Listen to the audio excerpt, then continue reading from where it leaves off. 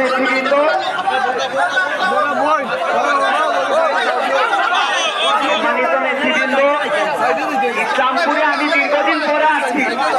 এই এলাকার মানুষ আমার অনেক ভালোবাসে। হয়তো অন্যদিকে কোনো তারিখ না থাকাতে তাই আজকে সবাই যোগারে বলছেন আমাদের প্রান্তীয় নেতা যারা হাজি পাই আপনাদের উদ্দেশ্যে কিছু কথা বলবেন।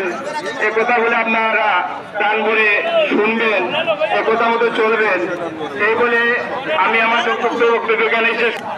আজকের এই প্রধান অতিথি